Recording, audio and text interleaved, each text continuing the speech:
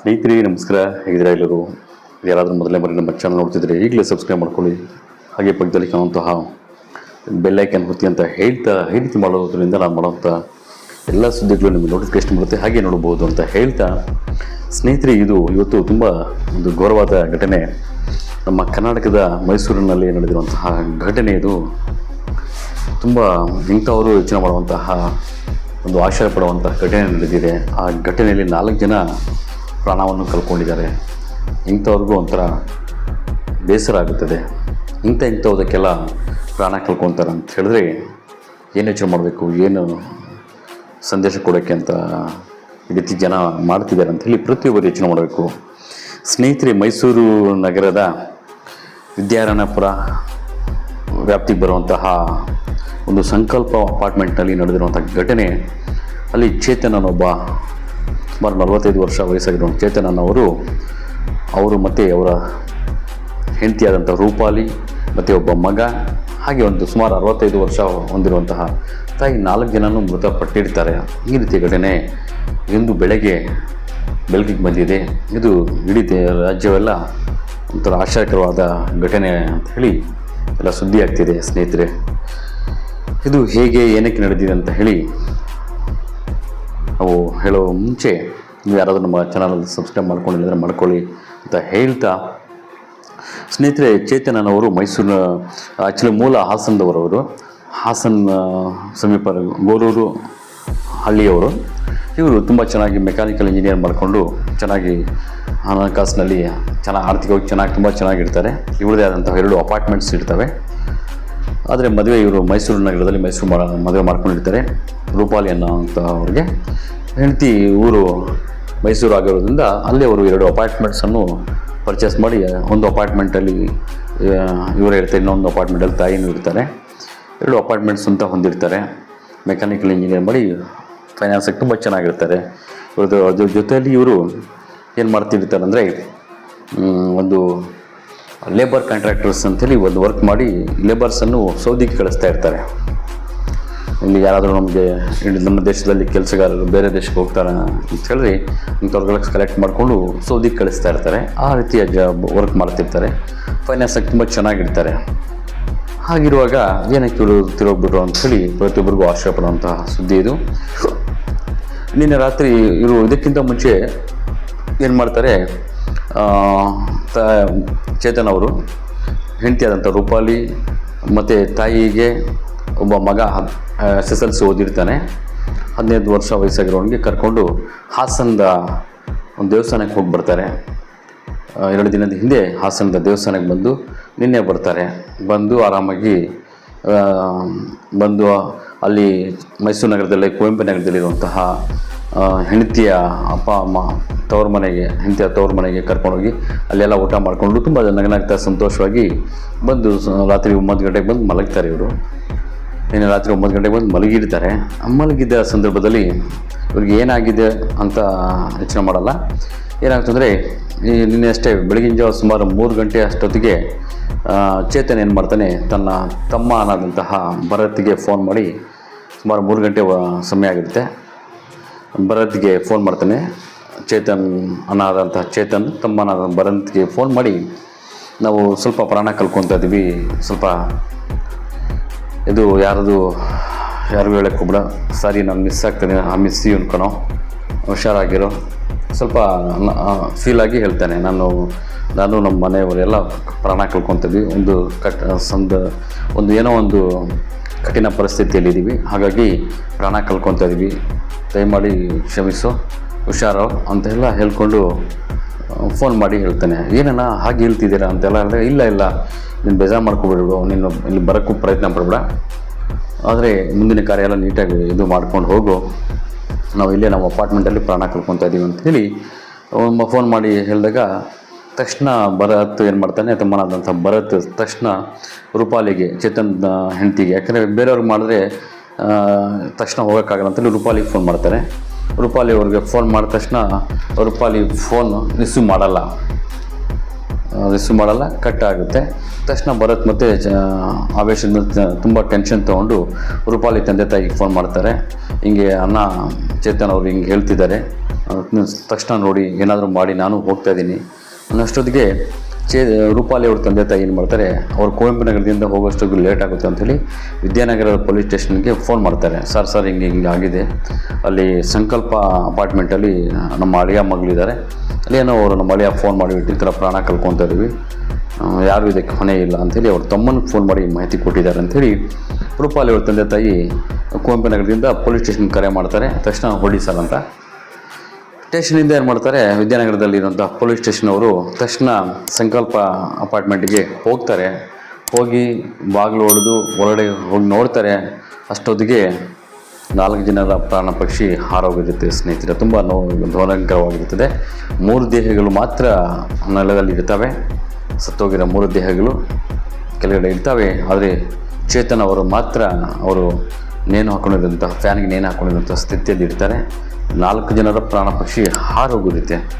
ಇದನ್ನು ನೋಡಿದಿರಂತಹ ಪೊಲೀಸ್ ಅವರು ಸ್ಟೇಷನವರು ತಕ್ಷಣ ರೂಪಾಲಿ ಅವ್ರ ತಂದೆ ತಾಯಿ ಕರೆಸ್ಕೊತಾರೆ. ಎಲ್ಲ ಅಲ್ಲಿ ಭರತ್, ಚೇತನ್ ತಮ್ಮ ಭರತ್ತು ಬರ್ತಾರೆ. ಅಲ್ಲಿ ನೋಡಿದ ತಕ್ಷಣ ಈ ರೀತಿಯಾಗಿರ್ತದೆ.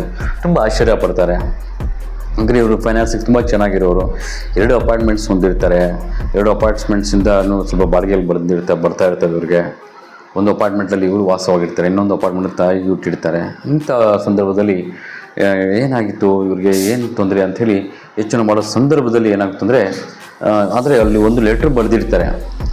ಆ ಲೆಟ್ರ್ ಬರೆದ್ಬಿಟ್ಟು ಅದರಲ್ಲಿ ಏನು ಬರೆದಿರ್ತಾರೆ ಅಂದರೆ, ನಾವು ಪ್ರಾಣ ಕಳ್ಕೊಂಡಿರೋಂತಹ ಘಟನೆಗೆ ನಾವು ಸುಸೈಡ್ ಮಾಡ್ಕೊಂಡಿರೋದಕ್ಕೆ ಯಾವುದೇ ರೀತಿಯ ಕಾಟ ನಮಗೆ ಆಗಿಲ್ಲ. ಸ್ನೇಹಿತರಿಂದ ಆಗಲಿ ಮತ್ತು ನೆಂಟರಿಂದ ಆಗಲಿ ಬಂಧುಗಳಿಂದ ಆಗಲಿ ಯಾವುದೇ ರೀತಿಯ ಸಮಸ್ಯೆ ನಮಗಾಗಿಲ್ಲ. ಬದಲಾಗಿ ಕೇವಲ ನಾವು ಈ ಕೋವಿಡ್ ಸಮಯದಲ್ಲಿ ತುಂಬ ಆರ್ಥಿಕ ಸಂಕಷ್ಟದಲ್ಲಿ ಇದ್ದೀವಿ. ತುಂಬ ಫೈನಾನ್ಸ್ ಪ್ರಾಬ್ಲಮ್ ಬಂತು. ಆ ಫೈನಾನ್ಸ್ ಪ್ರಾಬ್ಲಮ್ ಇವತ್ತಿಗೂ ಹೋಗಿಲ್ಲ ನಮಗೆ. ಆ ಕಾಟದಿಂದ ನಾವು ಬಚಾವಾಗೋಕ್ಕೆ ಆಚೆ ಆಗ್ತಾಯಿಲ್ಲ. ತುಂಬಾ ನೊಂದ್ಬಿಡ್ತಿದ್ದೀವಿ. 2019ರಿಂದ ಇವತ್ತುವರೆಗೂ ನಮ್ಮ ಮನೆಯಲ್ಲಿ ನೆಮ್ಮದಿ ಇಲ್ಲ. ಆ ಕೋವಿಡ್ ಸಮಯದಲ್ಲಿ ಮಾಡಿರುವಂತಹ ಸ್ವಲ್ಪ ಸಾಲದ ಹೊರೆ ಮತ್ತು ಆ ನೋವು ನಮಗೆ ಕಾಡಿಸ್ತಾ ಇದೆ. ಅದರಿಂದ ಚೇತರಿಸ್ಕೊಂಡು ನಾವು ಆಚೆ ಬರೋಕ್ಕಾಗ್ತಿಲ್ಲ. ಅಷ್ಟೇ ಕಾರಣ. ಬದಲಾಗಿ ನಮ್ಮ ಸ್ನೇಹಿತರಾಗ್ಬೋದು, ಬಂಧುಗಳಾಗ್ಬೋದು, ಯಾರೇ ಈ ನಮ್ಮ ಸಾವುಗಳಿಗೆ ಕಾರಣನೇ ಅಲ್ಲ. ಯಾರು ನೀವು ಎನ್ಕ್ವೈರಿ ಮಾಡಬೇಡಿ, ಅವ್ರಿಗೆ ಚರ್ಚೆ ಮಾಡೋಕ್ಕೆ ಹೋಗಬೇಡಿ. ಯಾವುದಾದ್ರೂ ಡಿಪಾರ್ಟ್ಮೆಂಟ್ ಅವರು ಬಂದಾಗ, ಪೊಲೀಸ್ ಅಧಿಕಾರಿಗಳು ಬಂದಾಗ ಯಾರು ನೀವು ನಮ್ಮ ನೆಂಟರಲ್ಲಿ ಪ್ರಶ್ನೆಗಳು ಕೇಳೋಕ್ಕೆ ಹೋಗಬೇಡಿ. ಹಾಗೆ ಸ್ನೇಹಿತರುಗಳು ಕೇಳೋಕ್ಕೆ ಹೋಗಬೇಡಿ. ದಯಮಾಡಿ ನಮ್ಮ ಪ್ರಾಣ ಕಳ್ಕೊಳ್ಳೋಕ್ಕೆ, ನಮ್ಮ ಸುಸೈಡ್ಗೆ ನಾವೇ ಜವಾಬ್ದಾರಿ ಅಂಥೇಳಿ ಒಂದು ಲೆಟ್ರ್ ಬರೆದಿರ್ತಾರೆ. ತಕ್ಷಣ ನೋಡಿ ಇವರು ಅರ್ಥ ಮಾಡ್ಕೊತಾರೆ, ಇವರು ಫೈನಾನ್ಸ್ ಟೆನ್ಷನಲ್ಲಿದೆ ಅಂತ. ಸ್ನೇಹಿತರೆ, ಇದೆಲ್ಲ ನೋಡಿದಾಗ ಏನನ್ಸುತ್ತೆ ಅಂದರೆ, ಪ್ರತಿಯೊಬ್ಬರು ಮನುಷ್ಯ ಹುಟ್ಟಿದ ಮೇಲೆ ಸಾಲ ಆಗ್ಬೋದು, ಕಷ್ಟ ಆಗ್ಬೋದು, ಪಡೆಯೋದು ಸಾಮಾನ್ಯ. ಆದರೆ ಆ ಸಾಲ ಬಂದಿದೆ, ಕಷ್ಟ ಬಂದಿದೆ ಅಂಥೇಳಿ ಪ್ರಾಣ ಕಳ್ಕೊಂಡ್ರೆ ಅದಕ್ಕೆ ಜೀವನಕ್ಕೆ ಒಂಥರ ಬೆಲೆನೇ ಇರಲ್ಲ. ಯಾವಾಗಲೂ ಸಂತೋಷ ಆಗಿರ್ಬೇಕಂತ ಆಗಲ್ಲ. ಸ್ವಲ್ಪ ಸಂದರ್ಭಗಳಲ್ಲಿ ಸಮಸ್ಯೆಗಳು ಬರ್ತವೆ, ಕಷ್ಟಗಳು ಬರ್ತವೆ. ನಾವು ಯಾವ ಚಿಕ್ಕ ನಾವು ಟೆನ್ಷನಲ್ಲಿ ಚಿಕ್ಕ ವ್ಯಾಪಾರ ವಹಿವಾಟುಗಳು ಮಾಡಿದಾಗ ಚಿಕ್ಕ ಸಮಸ್ಯೆಗಳು ಬರ್ತವೆ. ಆದರೆ ದೊಡ್ಡ ಮೊತ್ತದಲ್ಲಿ ನಾವು ವ್ಯಾಪಾರ ವಹಿವಾಟುಗಳು ಮಾಡಿದಾಗ ಕೋಟ್ಯಾಂತರ ರೂಪಾಯಿ ಅದು ಮಾಡಿದಾಗ ಕೋಟ್ಯಾಂತರ ರೂಪಾಯಿದೇ ಸಮಸ್ಯೆಗಳು ಬರ್ತವೆ. ಅದನ್ನು ಎದುರಿಸಬೇಕು ಹೊರತು ಪ್ರಾಣ ಕಳ್ಕೊಂಡು ಸಾಧನೆ ಮಾಡೋದು ಏನೂ ಇರಲ್ಲ. ಹಾಗಾಗಿ ಇದು ಪ್ರತಿಯೊಬ್ಬರು ಒಂದು ಜಾಗ್ರತೆ ವಹಿಸಬೇಕು. ಏನೋ ಕಷ್ಟ ಬಂದಿದೆ ಅನ್ನೋ ಸಂದರ್ಭದಲ್ಲಿ ಪ್ರಾಣ ಕಳ್ಕೊಳ್ಳೋದು ಅಷ್ಟೇ ದಾರಿ ಆಗಲ್ಲ. ಬದಲಾಗಿ ಎಷ್ಟಾಗುತ್ತೋ ಅಷ್ಟು ಸಾಧನೆ ಮಾಡಬೇಕಂಥೇಳಿ ಈ ರೀತಿ ಕೆಲಸ ಮಾಡಿಕೊಂಡು ನೋಡಿ. ಅಲ್ಲಿ 65 ವರ್ಷ ಹೊಂದಿರುವಂಥ ತಾಯಿ ಇದ್ದಾಳೆ, ಪಾಪ ಅವ್ರಿಗೂ ಪ್ರಾಣ ತೆಗೆದಿದ್ದಾರೆ. ಮತ್ತು ಏನು ಪ್ರಪಂಚದ ಜ್ಞಾನನೇ ಇಲ್ಲದೆ ಒಂದು ಹುಡುಗ ಕೇವಲ 15 ವರ್ಷ SSLC ಓದಿರ್ತಾನೆ. ಅಂಥ ಹುಡುಗ ಅವನು ಪ್ರಾಣ ಅವ್ರಿಗೂ ವಿಷಯ ಬಿಟ್ಟು ಇದು ನೋಡಿದ್ರೆ ಪಿಕ್ಚರ್ ಏನರ್ಥ ಆಗ್ತದೆ ಅಂದರೆ, ಈ ಚೇತನ್ ಅನ್ನೋರು ಈ ಮೊದಲು 3 ಜನಕ್ಕೂ ವಿಷ ಇಟ್ಟಿದ್ದಾರೆ ಊಟದಲ್ಲಿ, ಏನೋ ಅವ್ರು ಸತ್ತೋಗಿದ್ದಾರೆ. ಅವ್ರು ಸತ್ತ ತಕ್ಷಣ ಇವರು ಮತ್ತೆ ನೇಣು ಹಾಕ್ಕೊಂಡಿದ್ದಾರೆ ಅಂತ ಹೇಳಿ ಅಲ್ಲಿ ನೋಡುವವರು ಹೀಗೆ ಪಿಕ್ಚರ್ ಅರ್ಥ ಆಗ್ತಾಯಿದೆ. ಸ್ನೇಹಿತರೆ, ದಯಮಾಡಿ ಯಾರಾದರೂ ನಿಮ್ಮ ಬಂಧು ಬಳಗವರು ಒಂದು ಸಾಲದಲ್ಲಿ ಇದ್ದರೆ ಅವ್ರಿಗೆಲ್ಲ ಶೇರ್ ಮಾಡಿ, ಧೈರ್ಯ ತುಂಬಿ. ಆದರೆ ಯಾರೇ ಆಗಲಿ ನಿಮ್ಮ ನೆಂಟರು ಬಂಧು ಬಳಗಗಳಲ್ಲಿ, ಸ್ನೇಹಿತರಲ್ಲಿ ಸಂತೋಷ ಇದ್ದಾಗ ನೀವೆಲ್ಲ ಮಾತಾಡ್ತೀರಾ. ಸಂತೋಷದಲ್ಲಿದ್ದಾಗ ಬಾರು ಒಬ್ಬಟ್ಟು ಊಟ ತಿನ್ಬಾರು, ಬಿರಿಯಾನಿ ಊಟ ತಿನ್ಬಾರು ಅಂತ ಕರಿತೀರಾ. ಆದರೆ ಅವ್ರೇನಾದ್ರು ಕಷ್ಟದಲ್ಲಿ ಬಿದ್ದಿದ್ದಾರೆ, ಸಾಲದಲ್ಲಿದ್ದೀವಿ ಅಂತ ಏನಾದರೂ ಹೇಳಿದಾಗ ಬೆನ್ನೆಲುಬುವಾಗಿ ನಿಂತ್ಕೋಬೇಕು ನೀವೆಲ್ಲ. ಎಷ್ಟಾಗುತ್ತೋ ಅಷ್ಟು ಅವ್ರು ಸಹಾಯ ಮಾಡಿದರೆ ಅವ್ರಿಗೆ ಧೈರ್ಯ ಬರುತ್ತೆ. ಅದನ್ನು ಬಿಟ್ಟು ಅವ್ರಿಗೆ ನೀವು ಅವಾಯ್ಡ್ ಮಾಡೋದು, ಸಾಲದಲ್ಲಿದ್ದಾರೆ ಅಂಥೇಳಿ ನಾನು ಹೋಗಪ್ಪ ನನಗೆ ಗೊತ್ತಿಲ್ಲ ನಾನೇ ಕಷ್ಟದಲ್ಲಿದ್ದೀನಿ ಅಂತ ಹೇಳೋದು. ಕನಿಷ್ಠ ನೀವು ಹಣಕಾಸಿನ ಸಹಾಯ ಮಾಡಿಲ್ಲ ಅಂದರೂ ಪರವಾಗಿಲ್ಲ ಸ್ನೇಹಿತರೆ, ದಯಮಾಡಿ ಅವ್ರಿಗೆ ಒಂದು ಧೈರ್ಯ ತುಂಬಿ. ಪ್ರತಿಯೊಬ್ಬರು ಧೈರ್ಯ ತುಂಬಿದ್ರೆ ಮನುಷ್ಯ ಧೈರ್ಯ ಮಾಡಿದ್ರೆ ಏನು ಬೇಕಾದರೂ ಸಾಧನೆ ಮಾಡ್ತಾರೆ. ಇದು ಪ್ರತಿಯೊಬ್ಬರು ಯೋಚನೆ ಮಾಡಬೇಕು. ಆದರೆ ಧೈರ್ಯ ತುಂಬುವಂತಹ ಸ್ನೇಹಿತರು, ಅಣ್ಣ ತಮ್ಮಂದಿರು, ಬಂಧುಗಳಿಲ್ಲ ಅಂದರೆ ಆತ ಏನೂ ಸಾಧನೆ ಮಾಡೋಕ್ಕಾಗಲ್ಲ. ಯಾಕಂದರೆ ನನಗೂ ಒಂದು ಅನುಭವ ಆಗಿದೆ ಈ ರೀತಿಯಲ್ಲಿ. ನಾನು ಚೆನ್ನಾಗಿದ್ದಾಗ ಎಲ್ಲ ಸ್ನೇಹಿತರು 24 ಗಂಟೆ ನನ್ನ ಹತ್ರ ಬರ್ತಿದ್ರು. ಪ್ರತಿಯೊಬ್ಬರು ಬಂಧುಗಳು ಜೊತೆಗಿದ್ದರು. ನಾನು ಯಾವುದೋ ಒಂದು ಫ್ಯಾಕ್ಟ್ರಿ ಕಂಪ್ನಿ ಮಾಡಿ ಅದರಲ್ಲಿ ನೊಂದುಬಿಟ್ಟು ತುಂಬಾ ಸುಮಾರು ಒಂದು 1.5 ಕೋಟಿವರೆಗೂ ನಾನು ವಹಿವಾಟು ಮಾಡುತ್ತಾ ಇದ್ದವನು. ವರ್ಷಕ್ಕೆ 1 ಕೋಟಿ ಅಷ್ಟು ವಹಿವಾಟು ಮಾಡೋನಿಗೆ ಇದ್ದಕ್ಕಿದ್ದಾಗ ಲಾಸ್ ಆಗಿಬಿಟ್ಟು ತುಂಬ ಸಮಸ್ಯೆಗಳು ಬಿದ್ದೆ. ಆದರೆ ಆ ಸಂದರ್ಭದಲ್ಲಿ ಆರೋಗ್ಯ ಕೆಟ್ಟೋಗ್ಬಿಟ್ಟು ಧೈರ್ಯ ತುಂಬಕ್ಕೆ ಒಬ್ಬ ಸ್ನೇಹಿತ ಬಂದ. ಬೇರೆ ಸ್ನೇಹಿತರು ಬರಲಿಲ್ಲ, ನೆಂಟರು ಬಂಧುಗಳು ಬರಲಿಲ್ಲ. ಆವತ್ತು ಗೊತ್ತಾಯಿತು, ನಮ್ಮ ಹತ್ರ ಹಣ ಇದ್ದರೆ ಮಾತ್ರ ಬರ್ತಾರೆ, ಯಾರು ನಮ್ಗೆ ಸಹಾಯ ಮಾಡ್ತಾರೆ. ನೋಡಿ ಸ್ನೇಹಿತರೆ, ಒಂದು ವಿಷಯ ಈ ಸಂದರ್ಭದಲ್ಲಿ ಹೇಳೋಕ್ಕೆ ಇಷ್ಟಪಡ್ತೀನಿ. ನಮ್ಮ ವಹಿವಾಟಿಗೆ ತಕ್ಕಂತೆ ನಾವು ಸ್ನೇಹಿತ ಫ್ರೆಂಡ್ಶಿಪ್ ಮಾಡಬೇಕು.